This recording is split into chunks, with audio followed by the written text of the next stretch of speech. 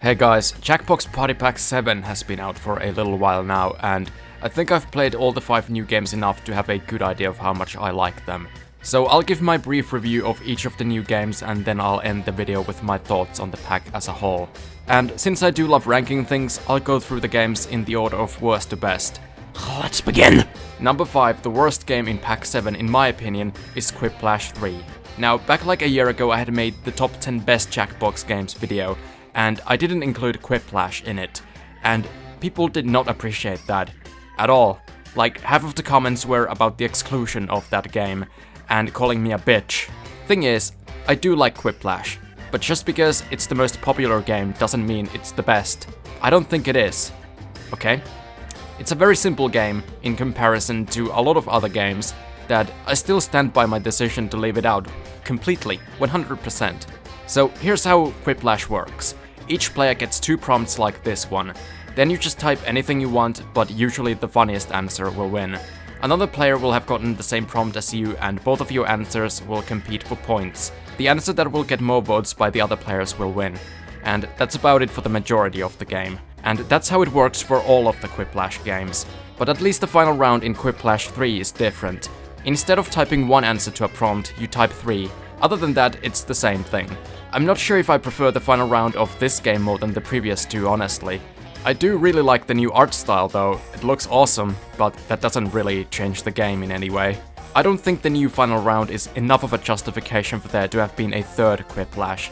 I think they just made Whiplash 3 because Whiplash was their most popular game. But one complaint I have that is universal for all of the Whiplash games is still very much prevalent in this one, and it's how little room you have to type in. I think there should be twice as much space at least. I think Whiplash is fun overall, and that's still true for the third one, but me and my friend group have played Whiplash a lot in the past, so I don't really have much desire to play more of it, and the small changes here didn't really refresh things. Compare this to Trivia Murder Party 2 or Whiplash 3, which actually have enough significant changes that they're just a lot better than their original versions. In my correct opinion anyway. Whiplash 3 is easily the least innovative game from this pack, and for that I think it's the worst one. Number 4 was hard to pick. There's 2 games that are about on par for me, but Blather Round is a lot more simple and has the most annoying host since Dictionarium and Civic Doodle. You can't see me right now, but I'm beaming with pride, and I look gorgeous! Shut up. For that, I think I'll put Blather Round as number 4 for now. What you do in Blather Round is first pick a thing, place, person or story from 3 options. One of them is going to be an easy one that gives less points, and the other 2 are random. So unless you're desperate, you don't really want to pick the easy one. If you don't like the options you have, you can click to have 3 new prompts, but often they suck even more, and you can't go back to the first 3. And pretty often people pick something that none of us are familiar with. But I guess that's more of their fault than the game's. On behalf of everyone in the room, who? People just, please, pick something you're confident the friends you're playing with know about, dumbasses. But once you've picked your word, place, person, whatever, you get to try to describe it a little bit with words the game has given you. It's unlikely you can guess the word from this one sentence alone, but that's fine because you get more ways to describe the word once it's your turn. While you try to describe it, the other players will try to guess the word. The player describing the word can interact with people's guesses, like by pointing out that one of the guesses is close, or you can say the guess is far off. When you pick one of these guesses to use to elaborate by like saying that it's close, you give points to whoever typed it.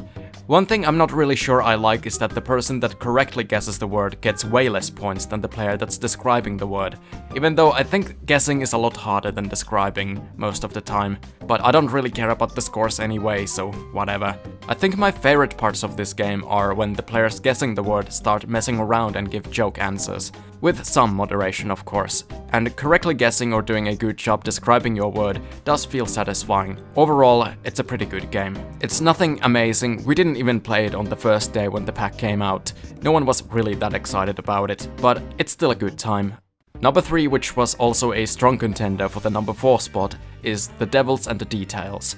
I think one of the reasons why I decided to put this above Blather Round is just how different it is. There's no other game in any of the 7 packs that is similar to this. Well, I guess Bomb Corp is a little bit similar, since it too requires you to use voice chat to work together, but this is just on a much bigger scale and isn't as stressful, or in my opinion annoying, as Bomb Corp.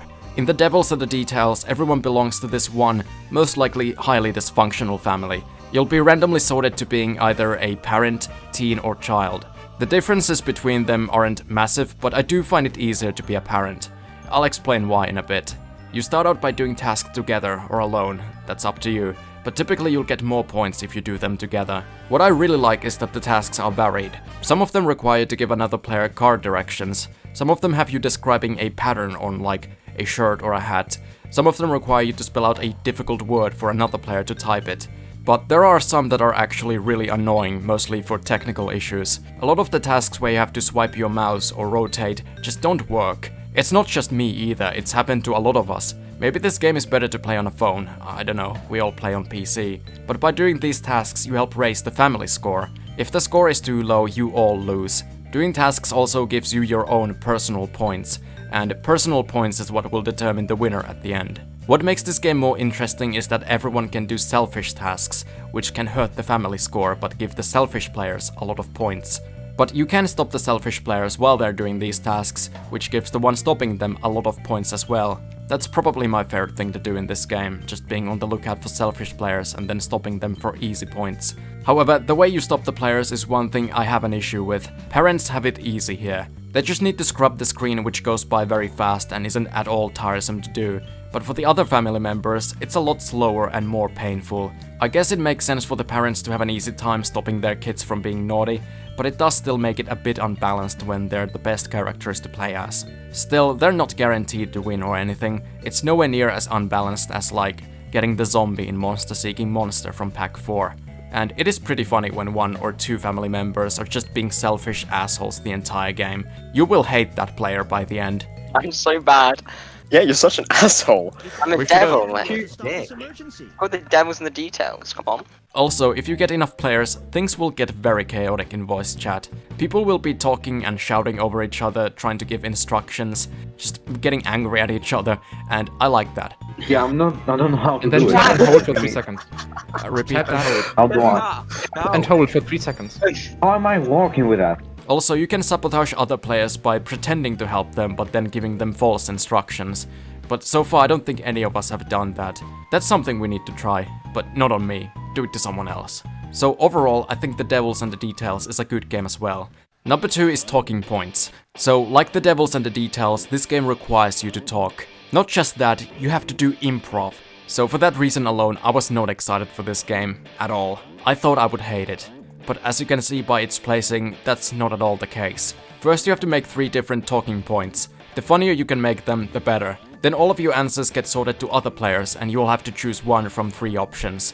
Then you basically have to do a presentation about whichever subject you chose. But you don't do it all by yourself, you'll have another player as an assistant. The presentation starts by giving you a brief intro, then showing everyone the topic that you picked, and then a picture. As the speaker, you can always click for the next slide yourself, but you do always have a generous enough time limit.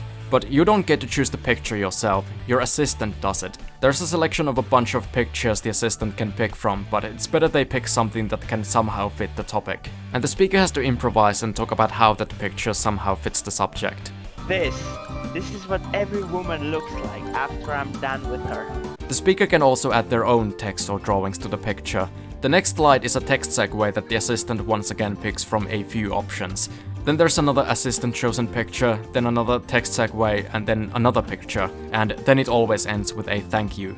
Hello, my name is David Attenborough, and my talk is a thrilling journey through the world of Alex's Cum Dungeon.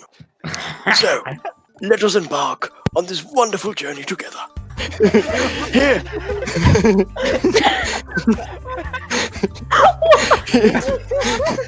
While the speaker and the assistant are doing the presentation, everyone else can show their support or distaste in real time by clicking the up or down buttons. But you can click them as many times as you want throughout the presentation, and the more times you click, the more points they get. And that's probably my least favorite part. On PC, you have to tab out from the presentation to a separate window to show your support.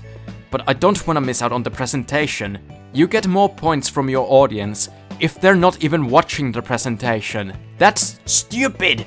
I really wish that wasn't how the scoring works, but again, I don't really care about the scores anyway. Then once everyone's done their presentations, you get to hand out an award to the one you like the best. And you can name that award, so that's kinda nice. There's also a free play mode which gives you all the freedom to do the presentation however you want. You pick the pictures yourself, you type your own text segues, but I only played this once with one other person, so I don't have much to say about it, but I do love that it's included. We definitely have to test it out more sometime. And that's talking points. I have a severe fear of public speaking, even though I'm making this video, but it's a different thing, okay?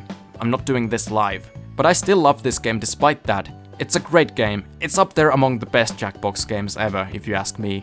But there's one more game that rises above all else. You could call it the champion of this pack. Number 1, Champed Up. If something is like really wrong with you and your brain is damaged and you don't like drawing games somehow, you might still like this game, because it's really good. First, the game gives you a name of a champion. It can be almost anything, like champion of disappointing their parents, champion of sleaze, champion of ultimate pussy slayer, and you have to draw the champion based on that name. I think out of all the Jackbox games, Champed Up has the best drawing tools. It's not perfect though, I would like there to be a few more colors and I wish you had a fill tool to speed up coloring, but it's still better than what we've had before. Once you've drawn your champion, you get to draw an underdog fighter.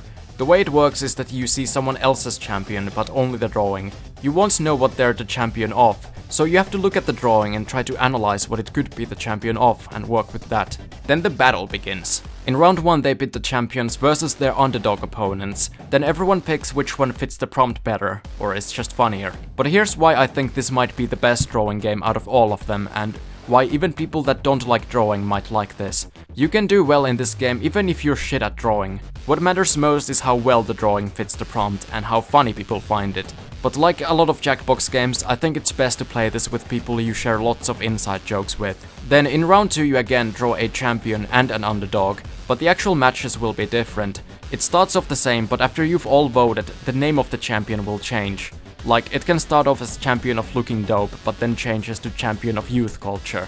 However, you can pick one of your earlier drawings to replace your current one if you think it fits better. And I really like this because it can create moments of unexpected funny moments. And I also like the music in this game. It's good. But the reason I like this game the best is probably just preference.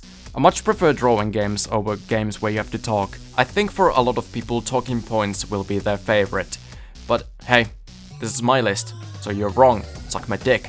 And for me personally, Champed Up is the most fun. And that's it for all the new games. So how is the pack overall? I think it's one of the best. There isn't a single bad game. It has 2 amazing games, 2 good ones, 1 decent. Though since so many others absolutely love Whiplash, that 1 decent game is probably an amazing god tier game for them. However, 2 of the games here do absolutely require voice. If you don't feel comfortable with that, this probably won't be the best pack for you. I would probably recommend pack 4 if that's the case. Also, as a bonus, I thought I'd update my top 10 favorite Jackbox games. I'm gonna put the list somewhere on the screen here. Number 10 is Whiplash 3, 9 is Survive the Internet, 8 is Faking It, 7 Trivia Murder Party 2, 6 Patently Stupid, 5 Talking Points, 4 TKO, 3 is a game that I don't wanna say out loud because people make fun of the way I say it, 2 is Champed Up, and 1 is still Madaverse City. It's slightly different from the original list even without the pack 7 games, like I didn't include Faking It in the original, but now I do think it's great. Anyway, that's it for this video. I hope I wasn't too shit at describing how the games work. Thanks for watching, see ya.